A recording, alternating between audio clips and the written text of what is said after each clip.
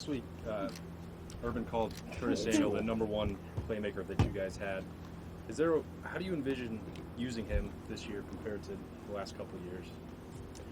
Well, Curtis is a very skilled athlete, very elite player with the ball in his hand, so we're just going to try to find as many ways to use him as possible.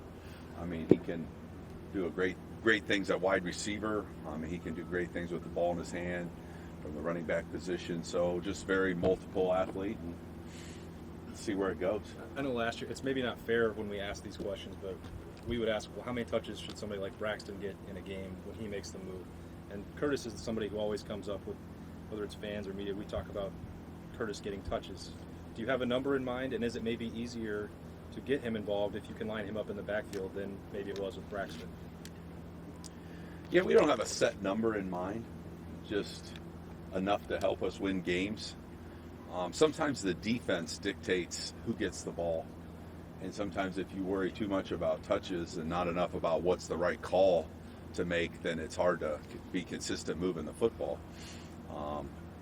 But at the end of the day, I mean, I'd love to see Curtis, touching the ball 10 to 15 times a game, and when, some games it might be more, some it might be less, but if it averaged out that way over the course of the season, I think that'd be tremendous, and I think he would, be able to showcase his skill set. And how important is it to establish an offensive identity early, and what do you want it to be? Well, we're really striving to be balanced because we have a great group of receivers and skilled athletes, tight ends and so forth as well, that we'd love to have some balance. So, I think that's what we want our identity to be, is number one, to play fast, be physical, and be very balanced. And, we have the tools and the players to do that. So that's going to really be our objective. Who are the guys that maybe through training camp really took another jump and you think, okay, he's ready to kind of explode onto the scene? I thought Paris Campbell had a great training camp, so he's really stepped up as one of our top playmakers. Terry McLaurin had a great training camp. We liked him. At tight end, I think Marcus Ball for the first part of training camp, then he got a little banged up and we held him back, and then AJ took off, AJ Alexander, so those guys showed at the tight end position. Austin Mack as a playmaker. Mike Weber has continued to develop his skills and show signs of being a great back. So, there's a lot of people. I'm sure I'm forgetting some other guys but those kind of come to mind. Has AJ been a little bit of a pleasant surprise in this training camp, the way he stepped up, or AJ Alexander? Yeah, I think he's been real pleased with him. That just gives us more depth at that position. But he definitely has showcased the talents and skills that make him a viable piece in our offense, and that he can help us. Yeah, Hey, Ed. I was asking Urban about the quarterback run. He said maybe JT did it maybe a handful too many times last year. Just curious how, as you're looking for balance in the offense, how much does the running back dictate how much the quarterback runs? Like as a decoy in the option game and also as a lead blocker, how much can the running back skill dictate how much you use the quarterback in the run? Well, I think it's like anything.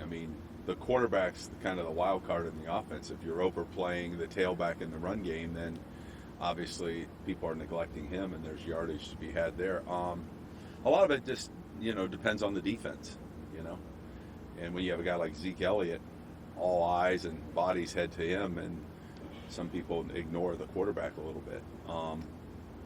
But, yeah, we want to be real, smart and judicious with JT and use him wisely.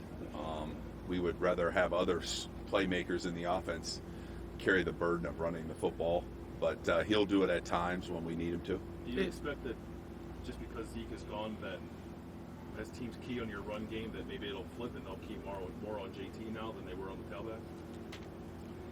Hard to say. We hope not, but you never know. That's the decision defenses have to make, is that if you have all threats on offense, you have the inside threats, the outside threats, the throwing deep, throwing short, and you have the quarterback run game. When you have all those things working, it's hard to decide what you want to try to focus on defense. So we'd love to have all those pieces working. Ed, How much this. does- Go ahead. How much does facing a first-time collegiate defensive coordinator up the level of difficulty when it comes to preparing for what you might see on Saturday? Well, that's always the game inside the game is what are they going to do and how are they going to do it? Because obviously we have no idea.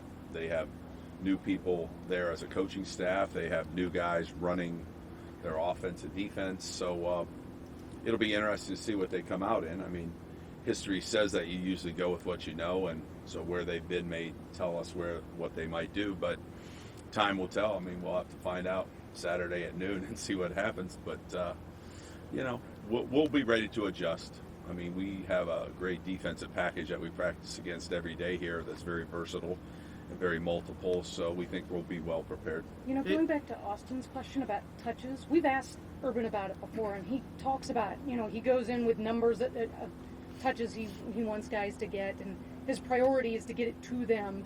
You talk about taking what the defense gives you instead. Is that maybe just a reflection of your two different job descriptions? Well, the number What you one. emphasize there? Well, we both want the same thing. It's just how you keep track of it.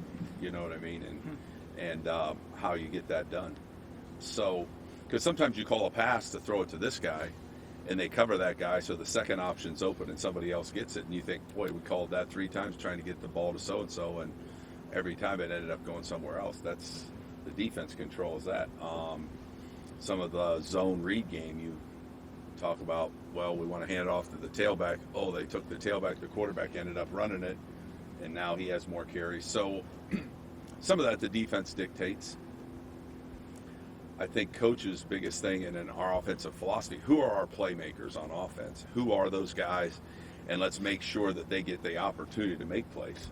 So you don't want to go into a game or get near the end of a game and then you have some playmakers that weren't active in the game just because of what you called. So coach does a good job of managing that a little bit and keeping track of that during the course of the game. So we talk on breaks between series at halftime and so forth about, let's see if we can get the ball to so-and-so a little bit more. How can we get him some more touches and without disrupting the flow and rhythm of the game. Coming out of preseason camp, what is your confidence level with Noah Brown at this point? Obviously a year ago, y'all were looking at him as possibly a breakout player. He broke his leg, suffered a broken leg. What is your feeling about him at this moment from what you've seen in camp? I'll tell you what, Noah's come a long way. He had a devastating injury. His recovery has been long. He came through training camp, though, and kept getting better and better, stronger and stronger. I think he's getting used to the volume of running again and playing that position again because he didn't go through spring. Mm-hmm. So, I mean, when you talk about a guy who hasn't played football since last August and where he is right now, he's ready to help us. He made plays Saturday when we scrimmaged. He's made plays all training camp. So I think he's ready to step in and have a big role again. JT's talked about him several times, but it seems like he has an affinity for Noah Brown. I mean, have you noticed that too, that he and Noah? Well, he has great trust in Noah, just as we do. Noah is very reliable in terms of running the right routes, running them the right way, being where he's supposed to be, and getting himself open. And then when you throw him the ball, he's a vacuum cleaner. I mean, he has one of the best hands on the team in terms of catching the football. His hand-eye coordination is exceptional. So I think there's a lot of trust factor between JT and he that if the play is designed to go to him, that he'll get himself open and that JT will deliver the ball to him. When you wake up where's the Saturday offensive recruited, line right now, and how far does it need to go?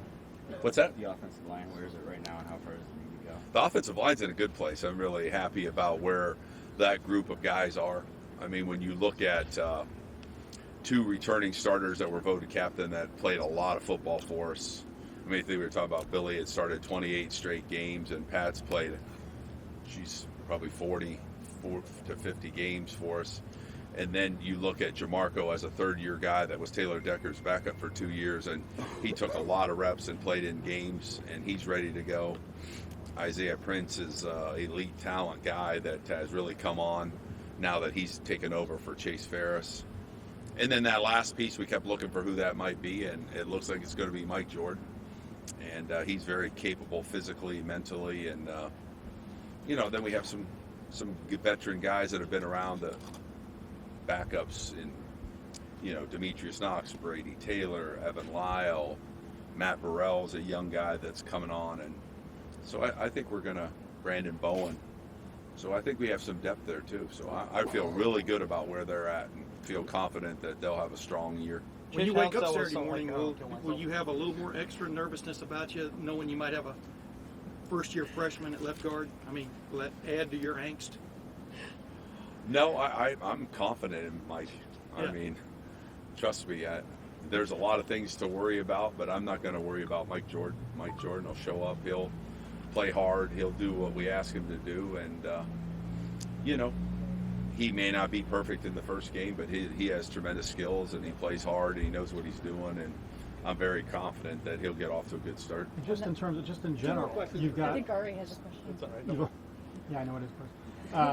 You've got so many new starters. So how much anxiety is there just to see these guys in a real game? 100,000 people there, that whole thing. There's some of that. I'm not really anxious about it. I'm excited. I mean, I think that we'll get them in the flow. They'll show up. They're well prepared. And a lot of those guys are new starters, but they've been around. They're not all freshmen. I mean, there's a lot of freshmen on our team, but there's only a few that are going to jog out there for the first snap that'll be like, wow, I've never been in this stadium before. I mean, so,